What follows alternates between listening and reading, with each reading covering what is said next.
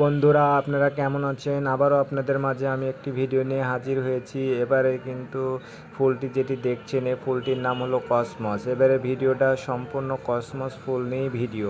এর আগেও আমি এই কসমস ফুলের ভিডিও নিয়ে এসেছি, তবে পুরোপুরি কসমস ফুলের ভিডিও নিয়ে আসিনি, কারণ তখন 2টা 3টা 4টা বা এর অধিক বেশি ফুল ফুটেনি।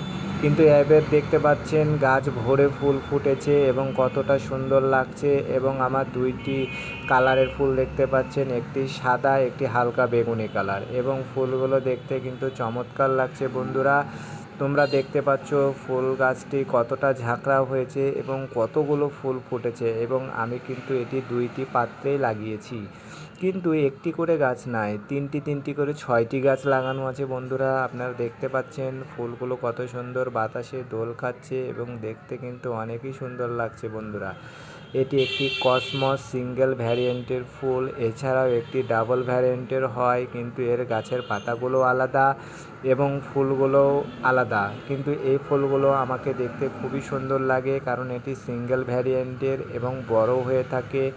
এবং বিশেষ করে এটি ভালো লাগার প্রধান কারণ হলো এই ফুলগুলো একটু সামান্য বাতাস হলেই কিন্তু দলে, এবং এই যে ফুলগুলো দলে তখন দেখতে অনেকটাই সুন্দর লাগে। বন্ধুরা, আপনারাও বাসার ছাদে এই কসমস ফুলটি দেশি ভ্যারিয়েন্টের লাগাতে পারেন এবং বাগানের অনেকটাই সৌন্দর্য বাড়িয়ে দেবে। এবং এই ফুলটির কিন্তু একটি আলাদা চার্ম আছে।